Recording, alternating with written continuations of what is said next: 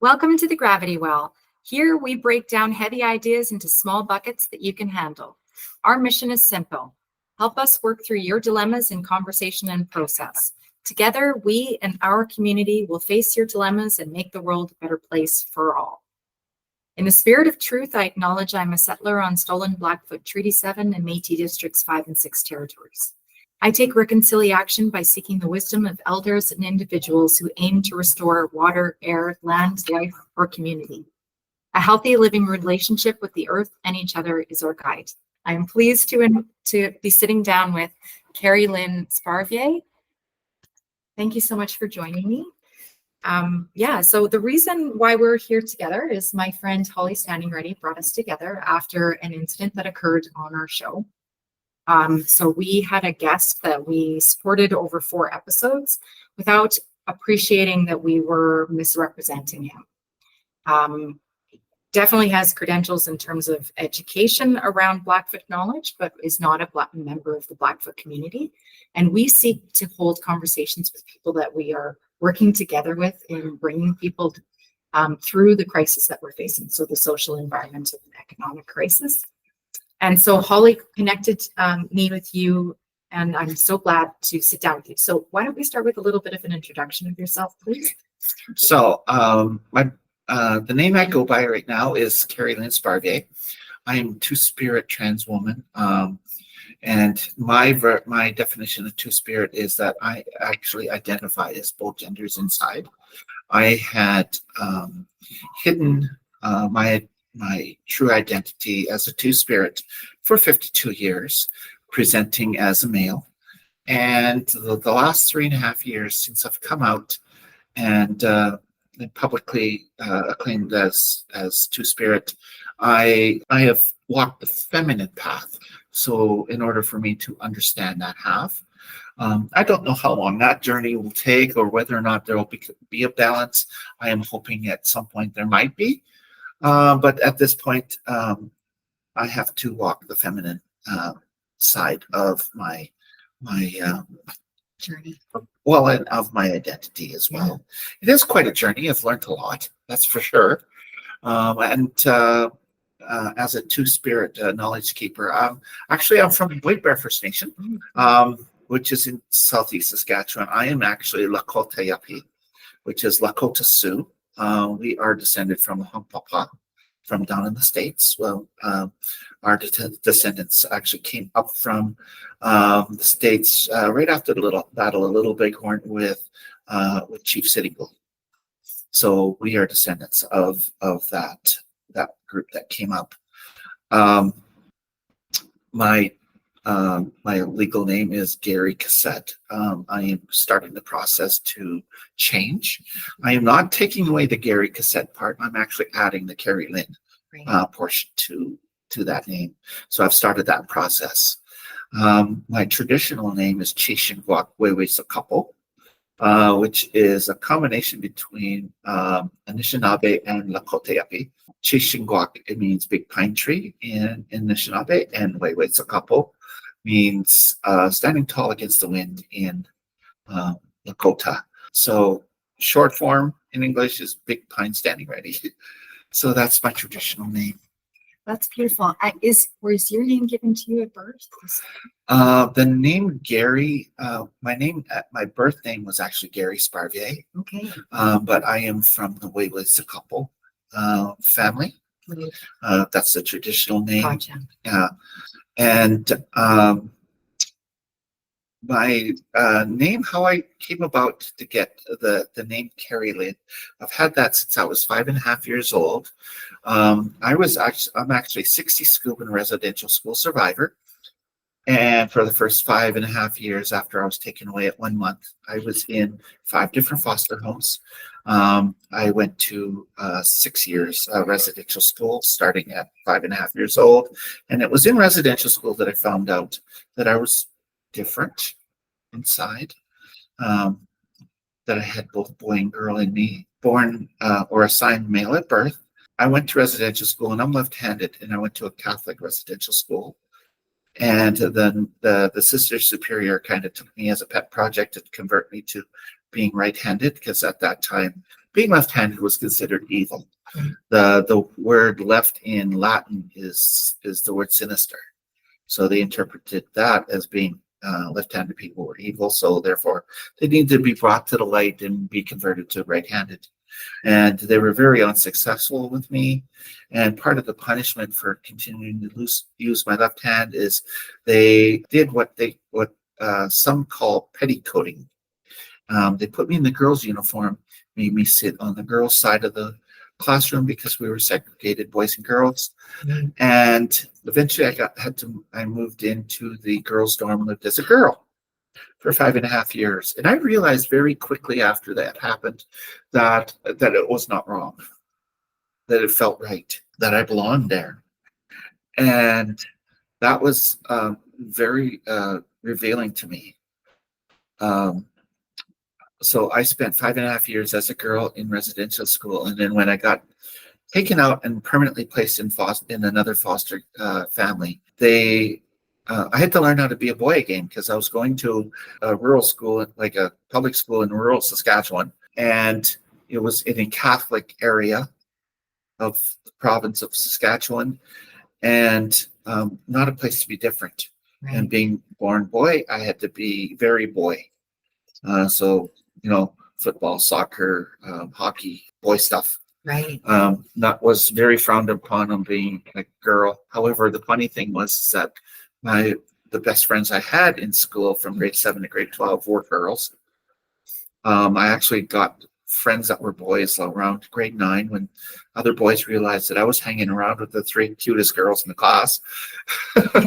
And so they made friends with me in order to make friends with the girls. And we ended up for 4 years being like a core group. So if you saw one of us, the other 5 are somewhere close. Right. When I turned 16, I had a 1972 Ford Granada convertible. It was red, and it could hold a ton of teenagers. Nice. Because back then they didn't have seatbelt laws. Right. Yeah, I remember piling in the back of trucks. Right. And we burned purple gas in that car. We had purple gas. Never got stopped by the cops. Funny enough, it was a big land yacht. Right. So, but it was very interesting growing up. From there, I went to university for 2 years, took engineering. So I was very mathy. And engineering at the University of Saskatchewan was not, there was no girls. Yeah. I didn't see any girls. But after 2 years, I realized I didn't want to be an engineer. I kind of thought engineers were a little weird, even though I was taking it. We'd go to a bar and all we talk about was engineering, right? Instead of chasing girls. And I was very interested in girls too. I withdrew at the end of 2 years, and I went and worked in the oil patch for 3 years. And then again, another very male, macho, very alpha male kind of work. And I did that for 2 years. And then the National Energy Program hit from Trudeau Senior, and the oil industry here in Alberta took a hit. And I got laid off. So real bucket for punishment. I went and I joined the military. And again, not an environment to be different. So continued hiding. The Karrie Lynn side, presenting very alpha male Gary. And I ended up being in for 27 years. In that time, I got married in my first 3 years. So I continued on. Met a lovely little Acadian girl from Nova Scotia. Again, very Catholic. I've been married now to her. We're still married for 38 years, but 27-year career in the Canadian Forces, in the Navy. Mm-hmm. Got to travel the world, and I ended up my last 7 years in the military was actually I got posted here to Calgary as a recruiter. I did a 3-year stint, and then I transferred over to the primary reserves as a recruiter, still in the same office, but I took over the role of Aboriginal recruiter for Western Canada. So I covered everything from Thunder Bay west, including the 3 territories. So I had a chance to, as a recruiter, to reconnect with my Indigenous heritage and started going back to my traditional beliefs and everything. In the mid-90s, I had done a healing circle or a healing journey with an elder out on the West Coast. She was Haida. I worked with her at the Longhouse on the Songhees Reserve because I was suffering from PTSD from my residential school experiences. Right. And it was starting to affect my work. So I had a very good boss that decided to help me. And he said, if I could get you help, will you take it? And the smartest thing I did is say yes. And so I was working with therapists, psychologists, and with the elder 3 days a week. And that helped me. I did that steady for 2 years. And then I got posted out here to Calgary. That was right before my posting. Something happened about 3.5 years ago. And that was when they found the 215 unmarked graves at the former site of the Kamloops Residential School. And that really triggered my PTSD really, really bad. And in order to try and bring it back under control, I decided I offered at work to do a healing ceremony. And so my coworkers and we went out to where our flag was, and in front of the office, and did a circle around it. And I smudged the circle. We did a prayer circle. Each one was allowed to say a little blurb of whatever. At the end of that, I drummed the flag to half-mast, and then I sang a healing song with my drum. The staff sergeant brought in coffee and donuts to our staff room, and we were just having a little social. And somebody from across the room asked me why I was using a woman's hand drum, not a man's, and I didn't think anybody would know the difference, but there is. In the Lakota, a woman isn't allowed to use touch a drum, right? She's allowed to sing, but not touch a drum. But I am two-spirit, and therefore I am allowed to touch a drum. The drum I actually have was given to me by another elder, but it is a woman's hand drum from the Anishinaabe Nation. And it has sides, and it's not very deep. It's only like a couple inches deep, whereas a man's drum is either 4 to 6 inches deep. And the reason why it's called a man's drum is because it has a deeper voice, right? The deeper bass. Mm-hmm. A woman's hand drum is a little lighter bass. It's still a bass, but it's a little higher in pitch, and that therefore it talks with a woman's voice. Right. So therefore it's a woman's hand drum. So they asked me that, and it caught me off guard. And when they asked me a second time, and everybody was silent and waiting for an answer, I decided that I can't hide anymore. It was time. And so I took that big step, and I came out and I said, it's because I am two-spirit that I use a woman's hand drum. Of course, right away I got an F slur, right, from somebody, older person in the room. And I looked at him and I said, no, I said, that's a sexual orientation. I said, that's not me. This is a gender identity. And I explained to them what two-spirit means. And I looked at him and I said, and for your comfort, just so that you know, I said, my male half is straight. It's my female half that's gay. And I said, so you have nothing to offer me. Yeah. Right. So he kind of left in embarrassment because everybody kind of laughed at him, and then came and congratulated me for coming out. Okay. So I got some very good support at work. Mm-hmm. In the meantime, they also made a gender neutral washroom for me at work. So just so that you know, I work at Calgary City Police. I am not a police officer. I'm a peace officer. So I'm only doing certain things. I don't respond to like domestics or anything violent or anything like that. I don't do that.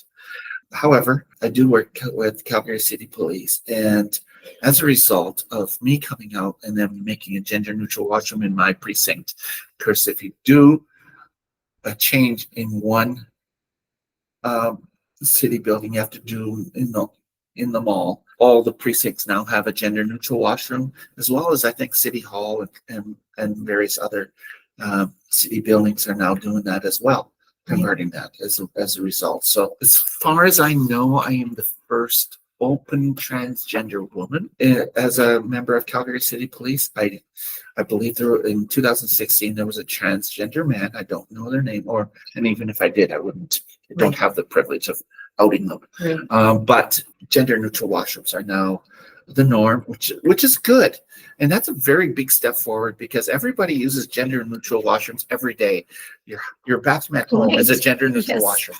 There's no reason for They should all be for it. gender Yeah, neutral. exactly. There's in Europe, it's very common to have, just a room and then a central sink. Right. And I know a lot of I have 2 boys in high school, and most of the high schools have that set up. Yeah. Where it's just a private room for Private little stalls that have the central. you close the services. door and it locks the door, right? Right. And it's fully enclosed. I recently had been to a couple of places this summer and one of them was convention center, and it was just long rows of little cubicles. You go in, you go to do your business, and then you come out and you use common sense. Right. And I think that's wonderful because that makes sense. It does. It It just makes makes sense. practical sense. I think of a show, and this is a diversion, but Ally Well- McBeal had this back in the and 90s. and how this came about at my precinct was that 5 months in, one of the staff sergeant asked, says, "I'm just out of curiosity, what washroom are you using?" And I said, "Well, I'm not using a washroom here." And he goes, "Why not?" And I said, "Well, out of respect for the women, I'm not using the women's washroom, right? Because Right. I said, I know the girls in my office would be okay with it because they support me. I said, but they're not the only women in the building." Right. And I said, so out of the respect for them, I'm not. And I said, I'm not using the men's washroom. I said, because lipstick and Doesn't go over female well. attributes don't go well when you walk by the urinals and you give people stage fright. Right. And I said, so I'm not using the men's washroom either. So I'm actually going across the road to Tim Hortons or the McDonald's and use the women's washroom over there. I said, because they don't know me over there. And he says, that's not right. He says, No. you need a facility. So they converted one of the single stall men's washrooms in the building to a gender neutral washroom. And he said, would you like a locker in there as well? Because when I was presenting as Gary, I had a locker in the men's locker room. And so they put a locker in there as well. So I have a private room to change to go to the gym. Yeah, Right, I'm so glad that they've accommodated that. Your journey has been a remarkable one. I don't want to step over what you've shared here. Yeah. I think and it sort of fits in with why we came to this conversation too. Cultural appropriation is a word that comes to mind for me from.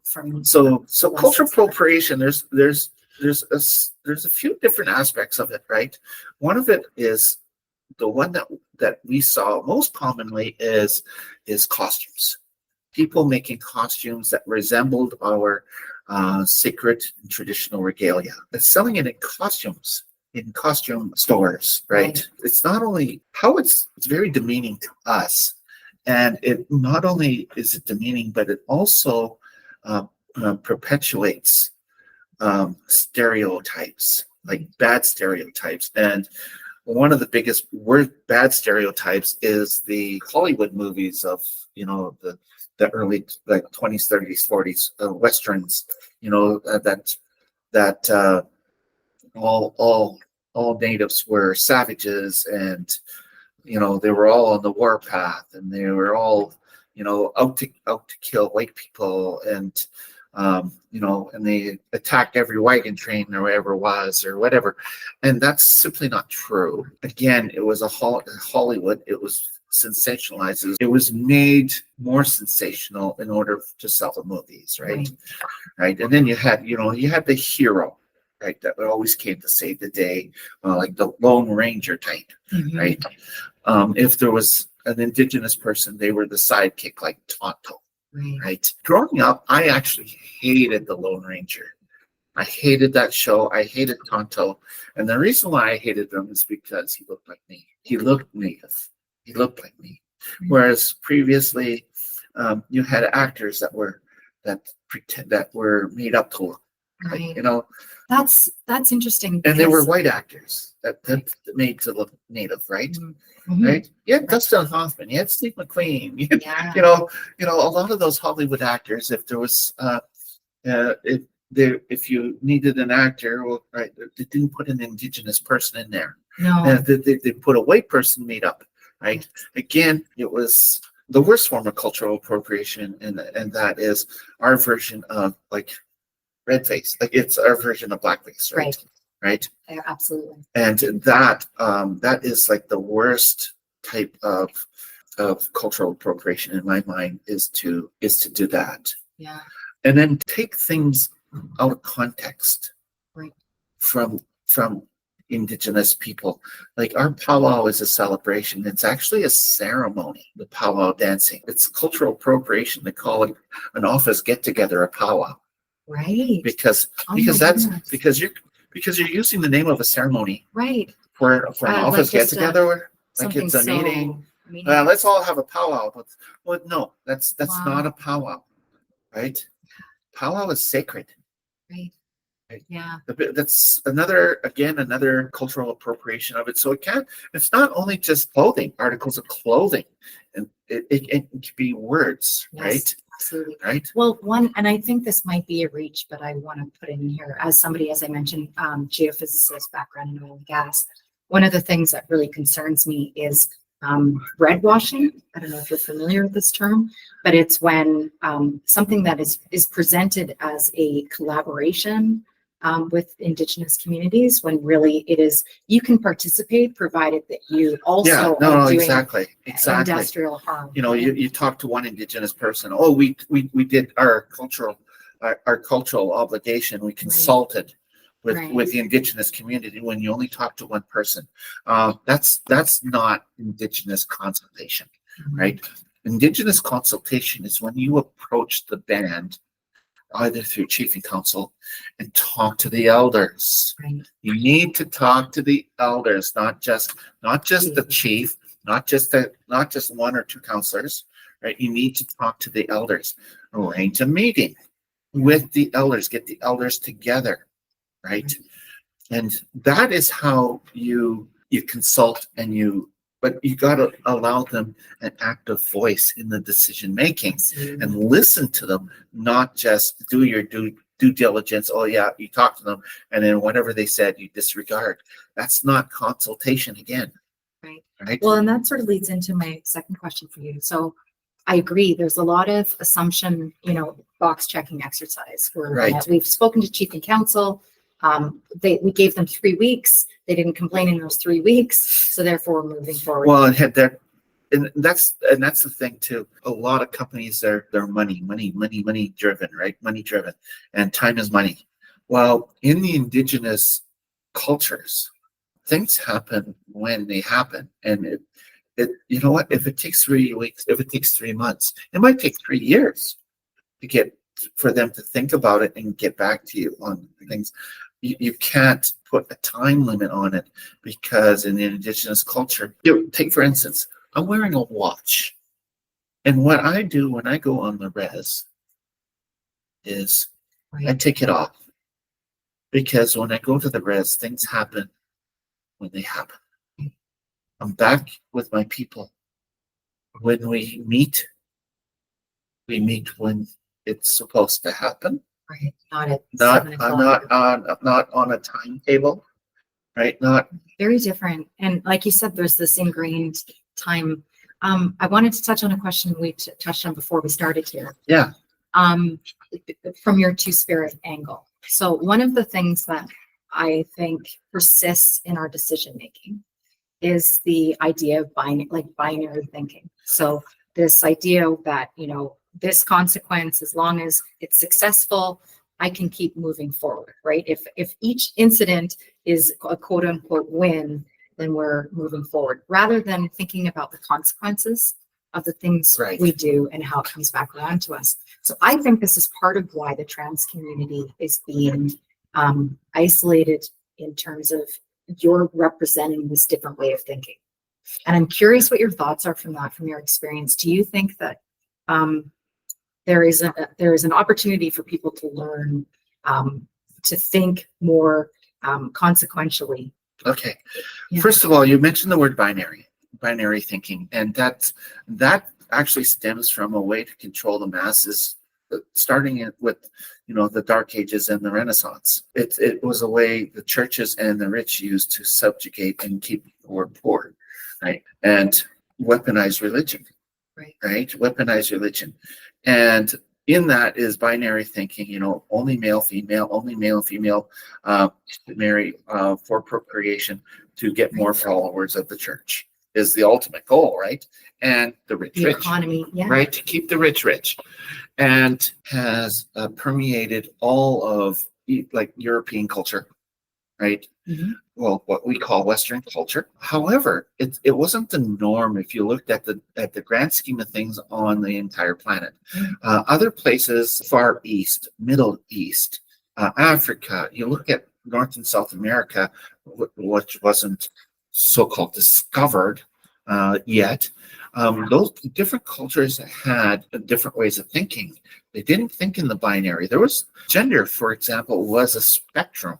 Right. Everywhere else in the world but Europe, because they had the church's influence to use that binary thinking in brainwashing the masses and keeping them.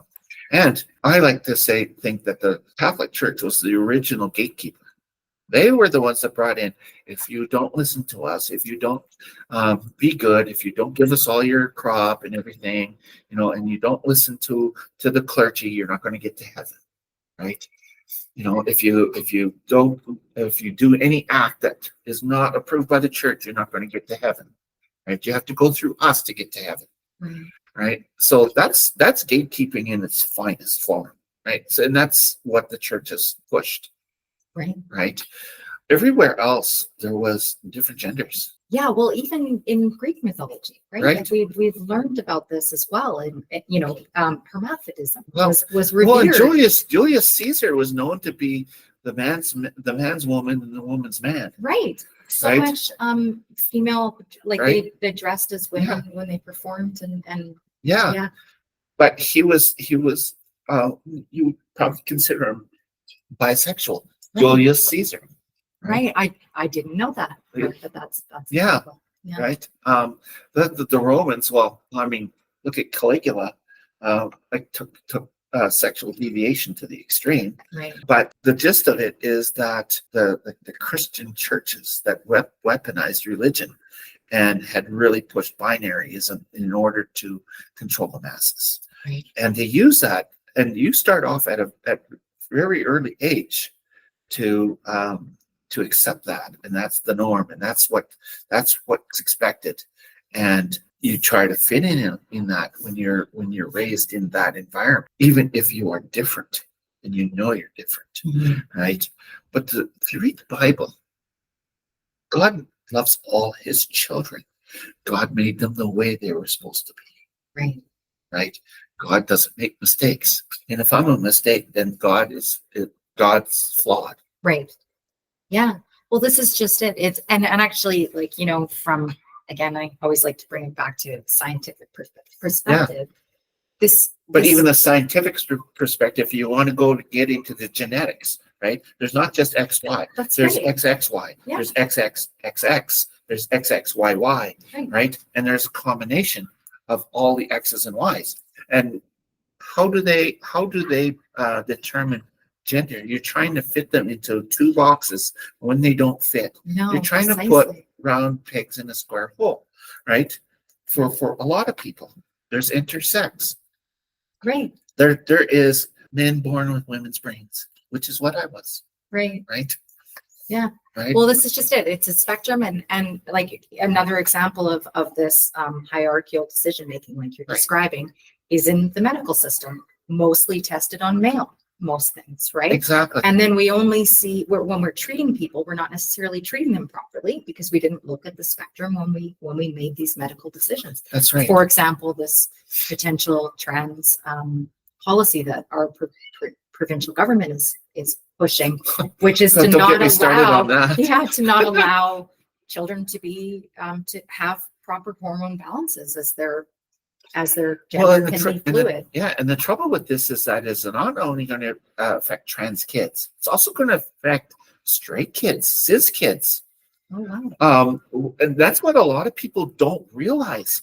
What about that child, that girl or that boy that starts puberty at 6, 7, or 8? Right? They're different. You got to think with a 6, 7, or 8-year-old mind. They're different. They're going to be ostracized. They're going to be picked on. They're going to be bullied, right? Because they're different. On the other side of the spectrum, there's the 15, 16, 17-year-old that hasn't gone through puberty yet or started yet in the locker room. They like they got no hair. They still got a juvenile body in a room full of young adults. Right? They get picked on. Right. Right? Yeah. Like, yeah, that's so true. And the thing is that also can lead to suicide. Yes. Right? Like bullying.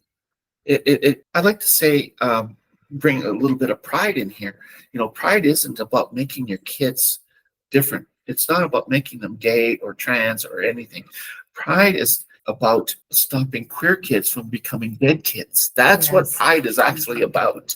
Absolutely. Right? And this legislation, again, not allowing any kind of gender affirming care for kids. You're affecting cis kids too, not just. In fact, there's going to be a higher percentage of cis kids affected by this than trans kids. Right, just by the numbers. Just by the numbers. Yeah. Right? That's absolutely such an like, excellent. What's the percentage of people that are trans versus the percentage of people that are cis but yet are early bloomers or late bloomers? Right. Right? Yeah. You would rather want to be with the rest of your peers, be in puberty at 10, 11, and 12, 13. Right? Not at 6, 7, 8, or at 15, 16, 17. Absolutely. Right? Yeah. No, I fully get that. Yeah. It's, as a parent, it's a concerning thing that your child is developing at the same rate as other kids, right?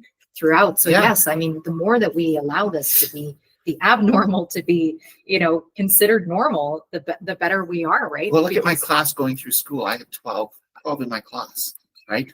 Out of that 12, there were 2, a boy and a girl, that started puberty really early, and there were 2 that were very late. Boy and a girl, coincidentally, in that small group. Yeah. Right. That's so true. That's 2 out of 12. Yeah. Yeah. Right? That's such an excellent point. Right. So it's not. And how many of them were trans? Well, there was me.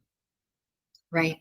Well, yes. Me out of the 12. Right. So 1 out of 12 in my small group was trans. Nobody knew, but 4 out of the 12 were affected by early or late. Yeah. And so you got to look at gender affirming care also affecting those. Right. So 5 out of 12, that's pretty close to 50%. Well, right? and like you said, it's a spectrum in so many ways. Like you said, it can be just, well, not just, but mentally, or it can be physically, or it can be emotionally. Yeah, right? and you got to listen to the medical and scientific community too, because the thing is that here in Canada, there is no transition before 18. Right. This is just it. There was none. Anyway, happening here. They're making a political thing about nothing. Right. Yeah, this is not a problem. Like, I've never seen anybody say that, I've been forced to become transgender. If anything, it's the opposite. Like you're saying, my child is suicidal because they know they're different and they want to be accepted, and we accept them. Right. Exactly. They want to be accepted and they try to fit in, and it's not working, and they get depression. Of course. Right. And guess what? Depression lies to you. I've been there. I've had 2 serious suicide attempts myself, and I just about was successful in the last one. And the only thing was that I got interrupted. I got stopped.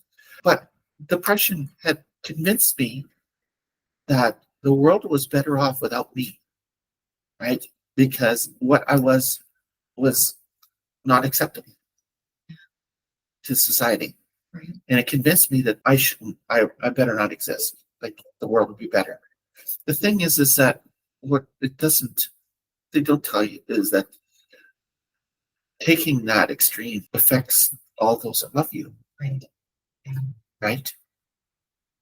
Yeah. You don't see the pain that it's going to cause the people that love you. Right?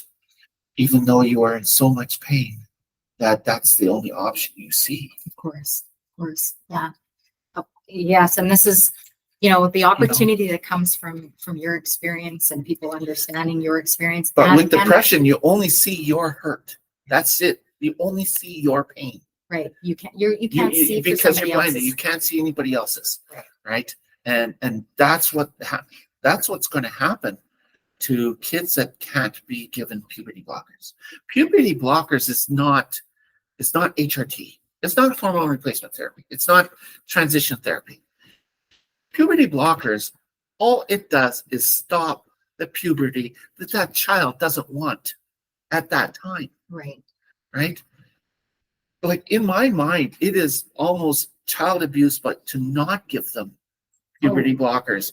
If they identify and they know they're a girl, but they're born a boy, and to make them go through the boy transition, the boy puberty, that makes them so dysphoric 100%. later on, and it will make them suicidal. Gives them depression, and to me, that is a form of abuse.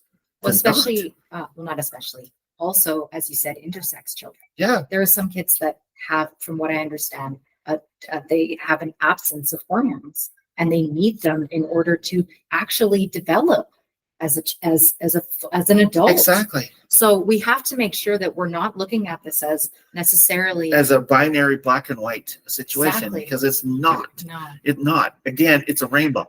right. Right? Yes. It's a rainbow. Well, and this is what's so interesting, because when I think again, how, like you said, how it relates so many ways in science. When we use color to show many things, Right. right? And we use it all the time. Like, for example, when I'm showing the variables that I'm looking at when I'm doing my work, you do that through multiple colors. And yet, for some reason, when it comes to society, we are still trying to put people in two categories. Exactly. And it is hurting all of us in doing that. And that's Right. what I'm just so glad to hear your Okay, point of view. think of this as okay, the Fisher Price toy, the ball with the different shapes that you got to put the blocks in, Yes. right?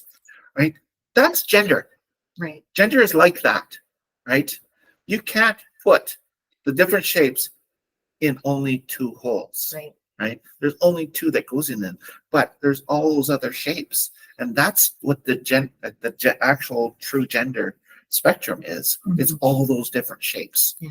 right? Okay. Well, I really appreciated all of this. And this is, there's so much to what you've offered me, Karrie, and I really appreciate it. The one question I do want to circle around to, because again, I want to make sure that the work we're doing is honoring what our goals are. So just to be clear, we're trying to have conversations about the social, environmental, and economic crisis and how it's affecting us. So absolutely, transgenderism is a big part of this, because it is about non-binary thinking and being able to think differently and all of that. So my question is, I got here because I had a guest that I misinterpreted what they were offering. And so how do we do a better job? So again, I'm working on what is our process to make sure that we have the right people in the room and that we're having the right representation moving forward. So I'm curious let's just look at it from an Indigenous perspective or from a trans perspective, whichever you prefer. How do let's pick one of them. If we're having conversations about Indigenous communities, it means clearly what's changed for me after this incident is to trust myself that the people that I'm meeting with when I'm seeking environmental justice and social justice things, those are the people that I should potentially be in conversation with. So that's one way I think that I'm going to help myself make sure that I'm on the right path. But if I have somebody, let's say, approach us or, I just meet someone and think they're worth having a conversation with over this, what's some advice you can offer me in terms of making sure that this person is has genuine interest in what we're doing? Okay, so before we I'm going to just kind of sidetrack just a little bit, because you're talking about an incident, and that happens quite often, where you'll have somebody that approaches you that claims to represent the community, right? Turns out that they're not who they talk about. The thing is that in order to engage, like the Indigenous perspective, talk to the communities, approach a band office, talk to the elders. A good way for the general public is approach the Native Friendship Centers. They are a good resource to initially approach in the Indigenous community, because they will know how to get a hold of elders, get in touch with elders of different communities, different nations, right? Be very wary of somebody who comes up to you and claims to be a representative, because That's how you'll run into incidences where you find out that the person was white and pretending to be Indian, so-called pretendian, right? Even if they are a big advocate for the Indigenous community, they might not be Indigenous or legitimately Indigenous in heritage. Again, you found me through a referral, right? Yeah. Right? Somebody that knows me, and you knew Holly is Yes. Indigenous as well. She happens to be my cousin. That's a lot of times how you will be able to engage the right people, is finding your friends that whom you know are Indigenous, who are status card carrying or card carrying members of the Métis Nation. That's how you actually get in touch with them and engage, right? Yeah. Well, and it seems so obvious now, but I think it's because, and I'm not defending myself, but I'm in my other work. Let's leave, trying to make sure we're moving towards Indigenous ways of life, because that's quite honestly why I'm engaging with Indigenous communities, is because I understand we have to move away from Western culture, which is using too much of the Earth's resources, and we need to start actually caring for nature and restoring nature. Right. That's right. This is my focus. Like take the resources out, yes, but then reclaim the land. Yes. Right. Put it back. Right. And so that's my focus and why I'm engaging with the community. And so now it seems so obvious that I obviously do that with the people that are engaged in that work, so, which is great. And that's what, this has allowed me to do, is to connect with those people, like you said, and trust that community and build from that community. So, So let's get back to that last question. Now that I've covered that little bit.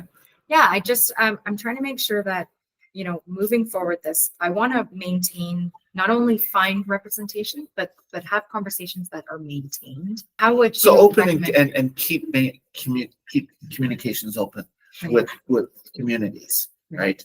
And the reason being, the biggest way to do that is touch bases every once in a while, and on a regular basis, like not just when you need something. Not when you need something like two or 3 years down the road, but say you talk to a band office or an elder, right? And a couple weeks later, just shoot a quick text. How are you doing? It's something as simple as that. Right. Yeah. Keeping the communications open, right? Yeah. And checking in. Is there anything you'd like us to do? Right. That is also important. Quid pro quo. Give and take. Kind of give and take, right? Because you ask stuff of the community, but then what can we do for you? Right. A lot of times an expectation of reciprocity is so important. But you got to remember that you're talking to a people that we operate on treaty. We didn't just do treaties with the crown, with white European colonists, but we also did treaties with each other. Right. Between each nations.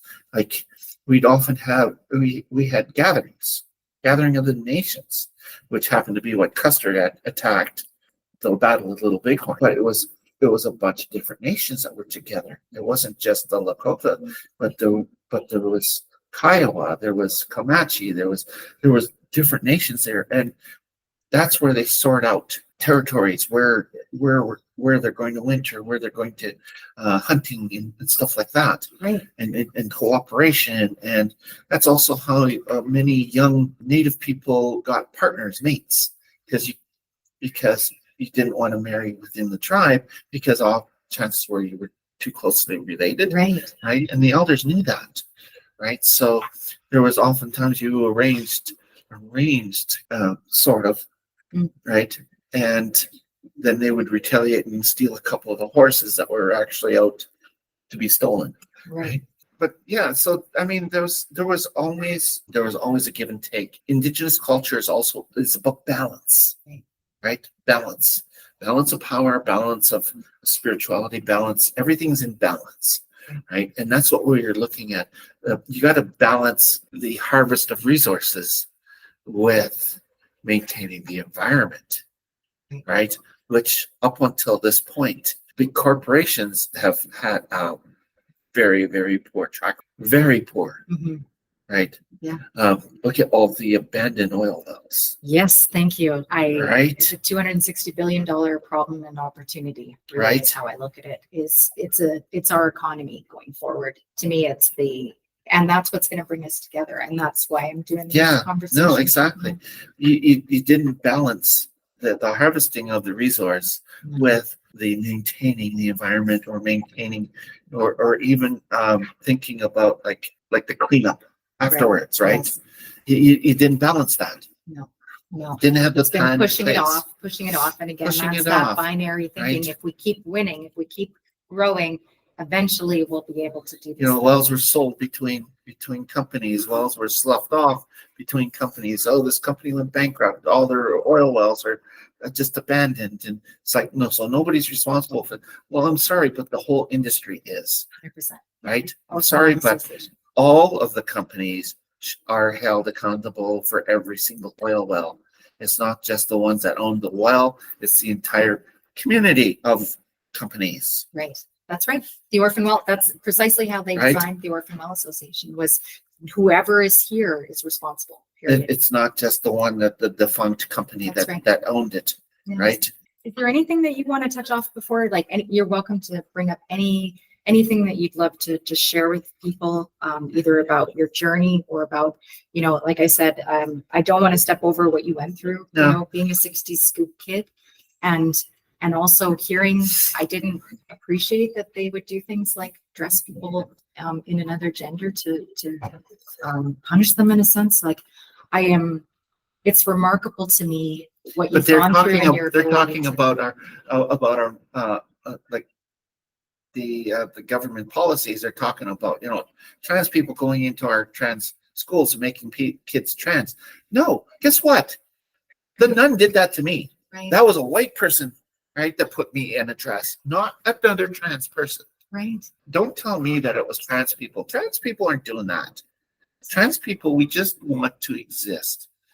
And I'm going to tell you, there is not a single place that is more full of love and acceptance than when you walk into a room full of trans people, or even rainbow people, right?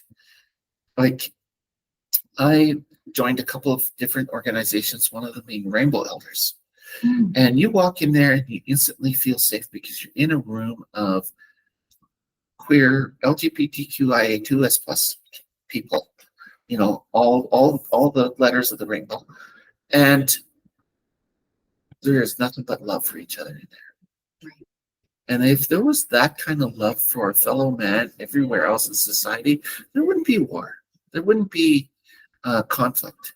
I fully get it. I Right. went to my first Pride Festival 2 years ago or 3 years ago now, and I remember leaving there thinking that everybody's just so loving and supportive. What a wonderful community. We're not trying to spread the hate. We're not the ones being hateful, because all we want to do is love everyone for who they are. A beautiful Right. message. We want to exist. We want to just be us. Be allowed the right to just be us. Bringing in policies like anti-trans policies, anti-gay or lesbian or whatever, right? Those, to me, are anti-human rights. I cannot wrap my head around how you can use legislation to override human rights, or even their Bill of Human Rights. Like, how can you do that? How can you use the withstanding clause as what UCP is threatening to use, right? The non-withstanding clause. How can you do that to override the Bill of Human Rights? Yeah. How can you use it? I can't. I literally can't think how that is even possible. Yeah, it's a great question. I think this is definitely in the discussion point I'm going to make sure to follow up on that. Thank you for Right. that. Yeah. So thank you so much, Karrie. Somebody asked me, how did you choose? Or why did you choose to be trans? I didn't choose. Like, why would I choose to risk losing everybody that I loved in my life. Right. All my family, all my friends. Why would I risk that? Why would I risk that the hatred, like coming out and being the target of transphobia and homophobia and everything? Why would I risk becoming the target of my own government that would rather see me cease to exist? Why would I do that? Of course. Yeah. Right? I didn't choose. I didn't have a choice. If I had had a choice, I would have wanted to be part of general society. I would have wanted to be considered normal. I would have wanted to be hetero, whatever gender I was assigned. I was assigned male at birth. I would have wanted to be like male in my thinking and in being. I would have chosen that if I had the choice, but I didn't. I don't have the choice.